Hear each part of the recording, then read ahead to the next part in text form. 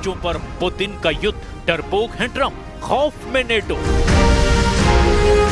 3.5 साल से ज्यादा की जंग में अब रूस यूक्रेन जंग में 3 देश सीधे शामिल हो चुके हैं। हैरानी की बात तो ये है कि रूस ने अब अमेरिका के जंगी और बातचीत के पैंतरे पर जमकर पलटवार करना शुरू कर दिया है। हम आपको दिखाने जा रहे हैं कि कैसे 15 अगस्त 2025 को पुतिन और ट्रंप की अलास्का में मीटिंग के बाद युद्ध बेहद तेज हो गया है।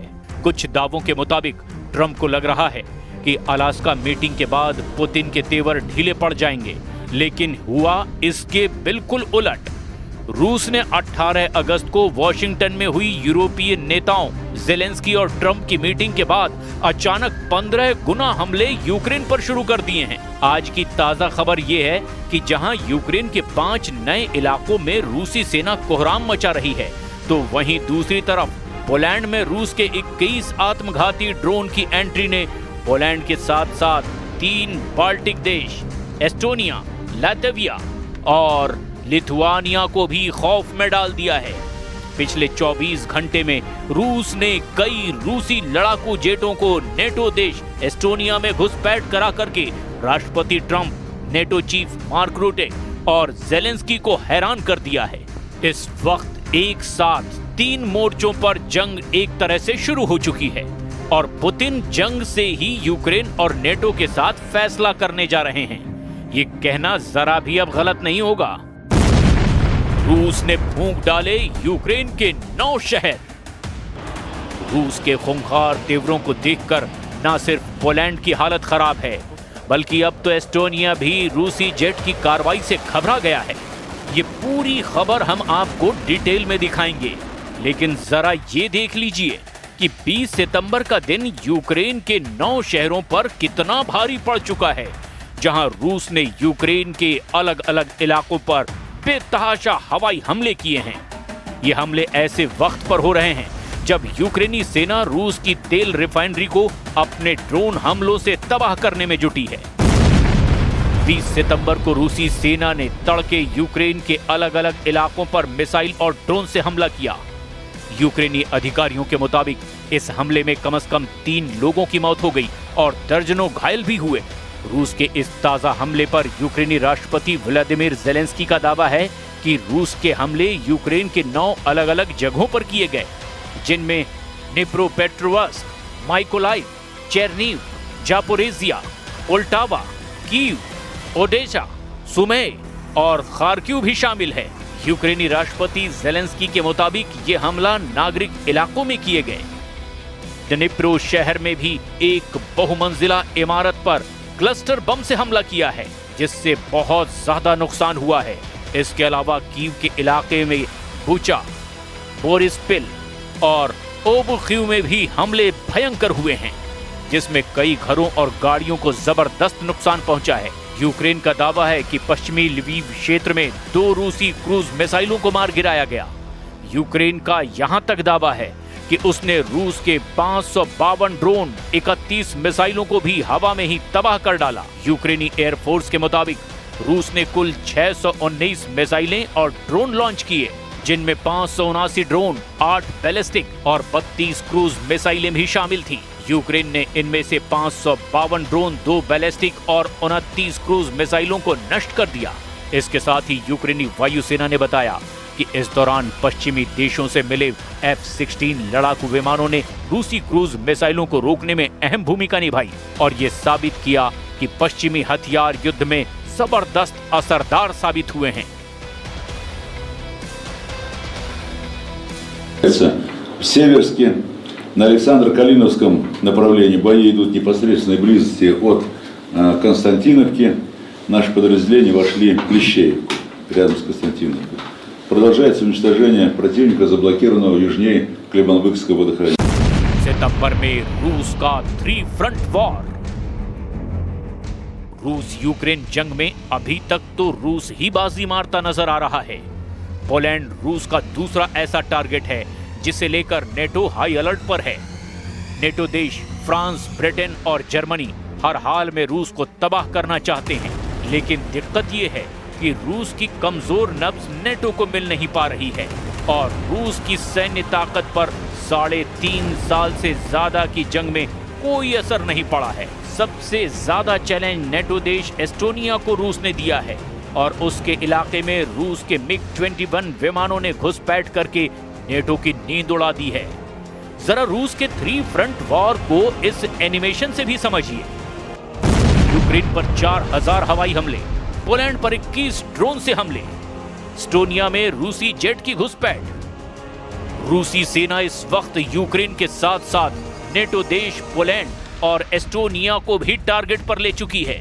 जो आंकड़े सितंबर महीने में आए हैं उसके मुताबिक रूसी सेना अब तक 4000 से ज्यादा हवाई हमले यूक्रेन पर कर चुका है, जबकि पोलैंड में रूस के 21 आत्मघाती ड्रोन के फटने से कोहराम मचा है।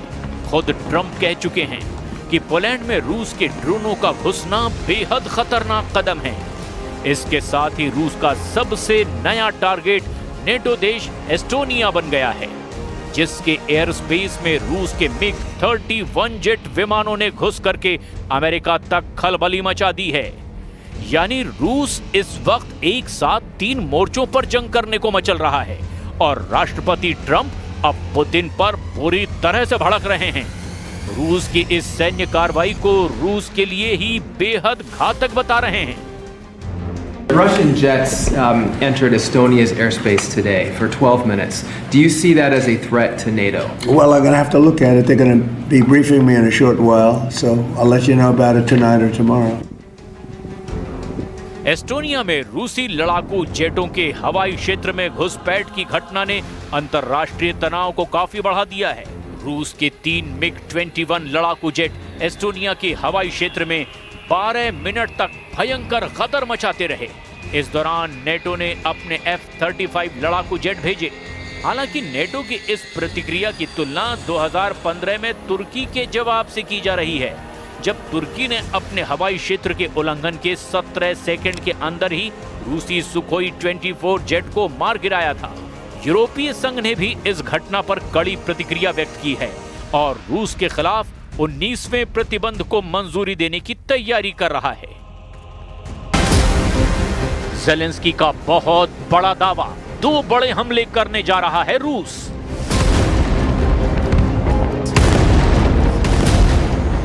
शुरुआत हम करने जा रहे हैं यूक्रेन से, जहां पर रूसी हमलों से भयंकर तांडव मचा हुआ है। दावा किया जा रहा है कि अभी रूस जो हमले कर रहा है वो तो सिर्फ ट्रेलर हैं, पिक्चर आना अभी बाकी है। पिछले 72 घंटे में रूस ने यूक्रेन के पूर्वी हिस्से में जो हमले किए उसने यूक्रेनी सेना के चीथड़े उड़ाकर रख दिए हैं।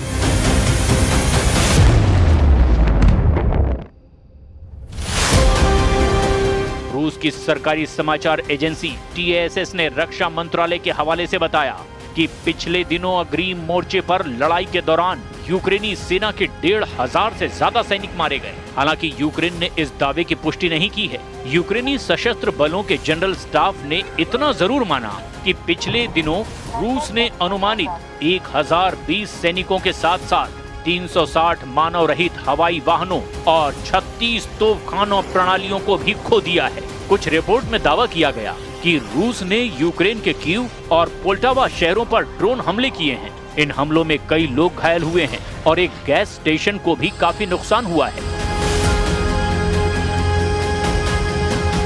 इधर यूक्रेनी राष्ट्रपति व्लादिमीर ज़ेलेंस्की ने कहा कि रूस ने सितंबर में अब तक यूक्रेन के खिलाफ 3,500 से ज्यादा ड्रोन और लगभग 190 मिसाइलें दागी है। ज़ेलेंस्की ने रूस के इन हमलों को हवाई आतंकवादी अभियान बताया, जबकि दूसरी तरफ रूस ने दावा किया कि उसने पिछले 24 घंटे में 357 यूक्रेनी ड्रोनों को ब्लैक सी के ऊपर मार गिराया है। इस बीच रूसी सेना प्रमुख ने युद्धग्रस्त क्षेत्र में जवानों से मुलाकात की और डोनेस्क पर कब्जे के लिए सैनिकों को सम्मानित किया। इधर यूक्रेनी राष्ट्रपति व्लादिमीर ज़ेलेंस्की ने सोशल मीडिया प्लेटफॉर्म X पर लिखा कि हालांकि रूस ने इस साल सुमोय, नोवोपावलिवका, प्रोक्रोवास्क और जापोरेजिया में आक्रामक तैयारी की थी, लेकिन रूस ने इतने ज्यादा सैनिक खो दिए हैं कि अभी तक उसके पास बड़े पैमाने पर आक्रामक कार्रवाई करने की ताकत तक नहीं बची। Войска в зоне специальной военной операции наступают практически на всех направлениях. При этом наиболее упорные бои развернулись на красноармейском направлении где противник любыми способами, не считаясь потерями, стремится остановить наше наступление и перехватить инициативу. Для этого командование ВСУ в район Красноармейска перебросил наиболее боеспособные и подготовленные подразделения в ущерб другим направлениям, на которых наше наступление развивается. नेटो के साथ पोलैंड, ऑपरेशन एनाकोंडा।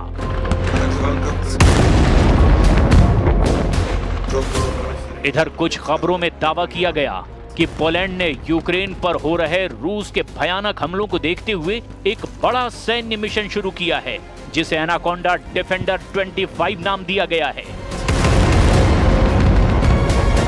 जानकारी के मुताबिक एनाकोंडा डिफेंडर 25 नाम के इस अभ्यास को इस साल की शुरुआत में रूस और बेलारूस के संयुक्त सैन्य अभ्यासों की सीधी प्रतिक्रिया के रूप में देखा जा रहा है।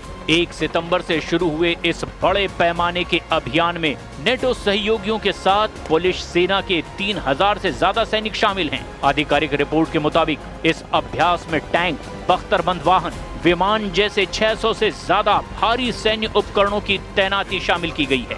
विश्लेषकों का मानना है कि यह अभ्यास एक शक्ति प्रदर्शन है और यह सब रूस को दिखाया जा रहा है। रूसी सरकारी मीडिया ने पहले ही इस कदम की आलोचना करते हुए इसे उकसावे वाला कदम बताया है।